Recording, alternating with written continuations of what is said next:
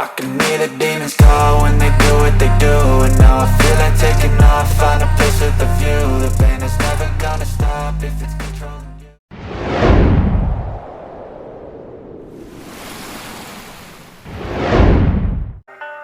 I can hear the demons call when they do what they do. And now I feel like taking off, find a place with a view. The pain is never gonna stop if Madura United menjamu Persib Bandung pada laga perdana putaran kedua BRI Liga 1 2023-2024 di Stadion Gelora Bangkalan. Duel ini memang sangat penting bagi Madura United maupun Persib Bandung untuk tetap bertahan di papan atas klasemen. Pelatih Madura United Souza mengaku sangat mengetahui kekuatan besar skuad besutan Bojan Hodak. Kami sudah tahu Persib Bandung, tim yang dalam kompetisi ini terus bergerak naik di klasemen. Mereka tim yang juga punya fisik bagus, ungkap Marzio Souza. Lebih lanjut, Souza mengaku mempersiapkan timnya dengan baik untuk bisa tampil bagus di kandang sendiri. Apalagi Madura United sedang dalam tren buruk setelah hanya mampu meraih 1 kemenangan saja dalam 5 pertandingan terakhir. Kami tidak punya banyak waktu dari pertandingan lalu ke pertandingan ini untuk persiapan. Kami harus tingkatkan permainan kami untuk lebih baik. Kami harus detail dalam menyerang lawan. Kami akan berupaya di jalur kemenangan lagi dan bertahan di atas di 4 besar, tutur Marzio Souza.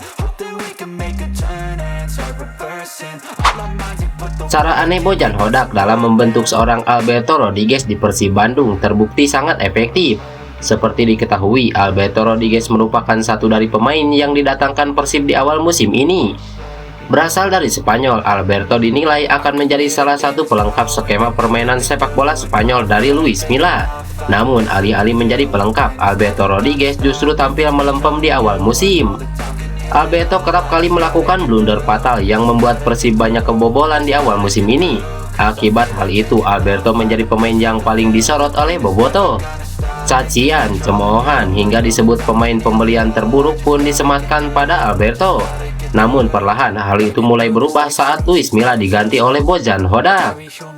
Iya, beda pelatih, maka beda pula performa permainannya. Begitu pula yang terjadi pada performa Alberto Rodriguez. Pemain berusia 30 tahun itu saat ini mengalami peningkatan performa yang jauh lebih baik. Di awal masa kepelatihannya, Bojan Hodak juga kesulitan. Akan tetapi setelah beberapa kali melihat penampilan para pemainnya di pertandingan, pelatih asal Kroasia itu mulai menemukan apa yang salah dari penampilan Alberto dan juga Persib Bandung. Hodak melihat bahwa Alberto Rodriguez adalah seorang bek jangkung yang tak cakap dalam urusan adu lari. Hal ini kemudian diubah oleh Bojan Hodak. Tidak seperti Luis Milla yang memasangnya sedikit naik, Alberto Rodriguez dipasang dengan blok pertahanan rendah di era Bojan Hodak. Dengan cara ini, Alberto Rodriguez akan terhindar dari serangan balik lawan yang mengandalkan umpan terobosan. Atau dengan kata lain, Alberto akan terhindar dari kemungkinan beradu lari dengan penyerang-penyerang cepat di tim Liga 1. Cara itu pun terbukti sangat efektif. Tanpa beradu lari, Alberto Rodriguez menjadi orang pertama yang sigap mempertahankan serangan balik cepat lawan. Setiap kali ada umpan jauh ke area pertahanan Persib, maka Alberto akan menjadi orang pertama yang akan menyapunya. Tidak hanya itu, posturnya yang tinggi sampai hingga 190 cm membuatnya menjadi sosok yang sangat ditakuti dalam duel udara. Ditambah dengan duetnya yakni Nick Wipers, Alberto Rodriguez menjadi sosok tembok batu yang tebal dan sangat sulit ditembus.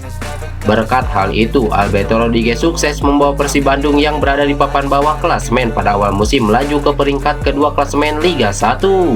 Lebih dari itu, semua cemoohan yang ia dapatkan di awal kedatangannya kini juga berbuah menjadi sebuah pujian dan cinta dari para bobotoh. Menarik untuk menyaksikan penampilan Alberto Rodriguez bersama Persib Bandung berikutnya.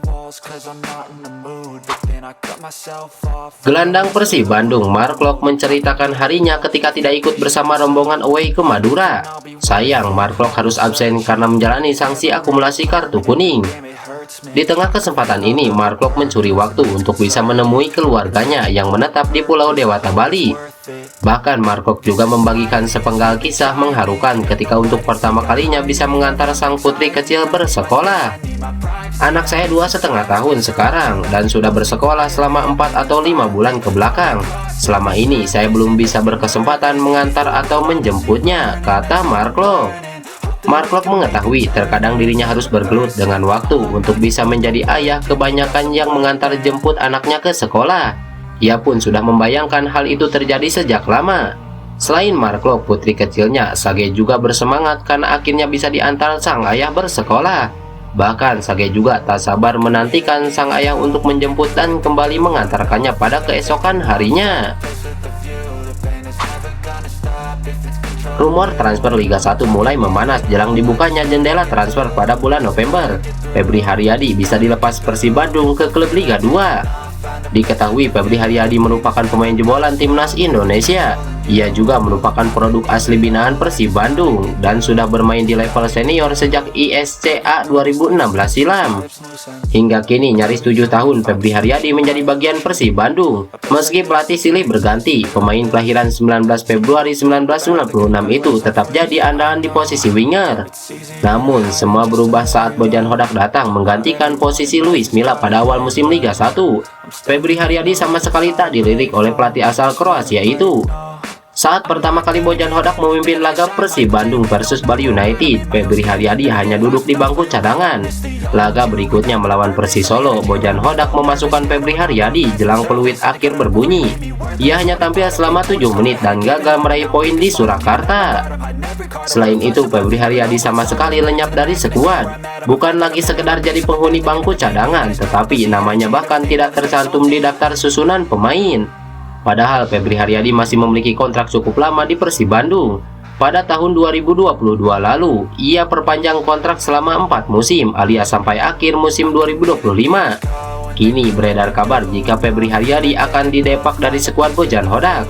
Tetapi karena ia masih terkait kontrak, kemungkinan ia akan dipinjamkan ke klub Liga 2. Di Liga 2 sendiri ada mantan pelatih Persib Bandung yakni Jajang Nurjaman yang kini meracik Persela Lamongan. Nampaknya Febri akan diperbentukan di Laskar Joko Tingkir. Rumor mengenai Febri Haryadi yang diusir Bojan Hodak ke klub Liga 2 sudah marak jadi perbincangan di media sosial. Kemungkinan besar ia akan merapat ke Persela Lamongan. Lantas bagaimana menurut kalian? Tulis pendapat kalian di kolom komentar. I just gotta get through, 'cause I feel like taking off, find a place with a view.